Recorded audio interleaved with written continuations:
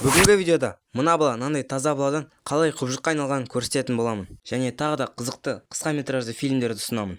Фильмнің басында біз мұхитта есіне салып жатқан әйелді көреміз. Ол ұйқысынан тұрып, жан-жағына не болып жатқанын түсінбейді. Тұрса ол иіліп тұрған бір бетонның үстінде тұр екен. Сосын шошып кетіп, тайғанап жерге түсе жаздайды. Сосын ол құлап өліп қалмау үшін өзінің қозғалмай отырғаны дұрыс екенін түсінеді. Қозғалайын десе қолқан. Сол үшін үмітсіз жағдайдан ол шыңғырып жібереді.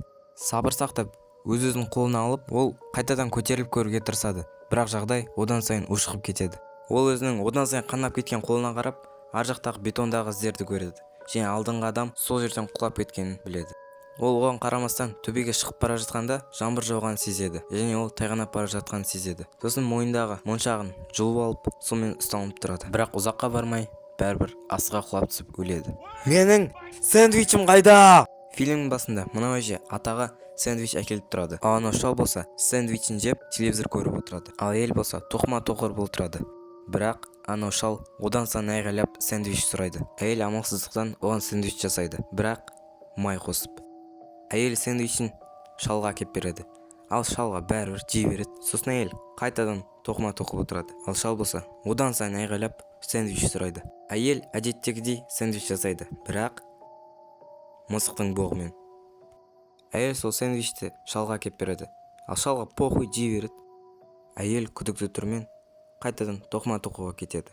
Бірақ анау шал қайтадан айқайлайды. Әйел сэндвич жасап жатқанда атаның айғайлағанынан банкіні құлатып алады. Ол банкіні сыпырып жатқанда оған бір ой келеді.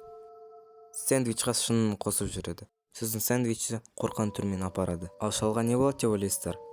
Кетчуп қосып жей береді. Оған вообще пофиг екен. Әйел қорқан түрмен қайтадан тоқыма-тоқуға кетеді. Сосын әлгі шал қайтадан айғайлайды.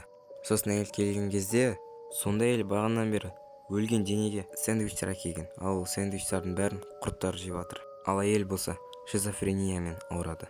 Фильм басында біз баланың батпақ-батпақ қарғаны шелектің ішінен алып шығып жатқанын көреміз. Баланы ұстап жатқанда ол ұшып өз батпақтарын баланың үстіне төгіп жібереді. Бала тұрған кезде оның бетіндегі мүшелері жоқ болып кетеді.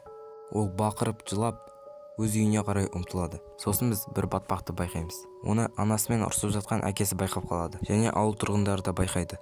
Ал әлгі батпақ болса өзімен өзі қозғалып бастайды. Әлгі батпақ құбыжық баланың артынан қуады. Ал бала болса дым көрмей үйіне қарай бара жатады. Ауыл тұрғындары мылтықпен шығып баланы қорғауға тырысады. Ауыл тұрғыны әлгі құбыжықты мылтықпен атып жүреді. Анасы баласына қарай барады және баласын әкесіне береді. Әкесіне баланы алып үйде отыр дейді. Ал өзі құбыжықты екіге бөліп тастайды. Әкесі баласын ұстап тұрса да құбыжық екі қолмен созып баланы алып кетеді және баланы өзіне тығып алады.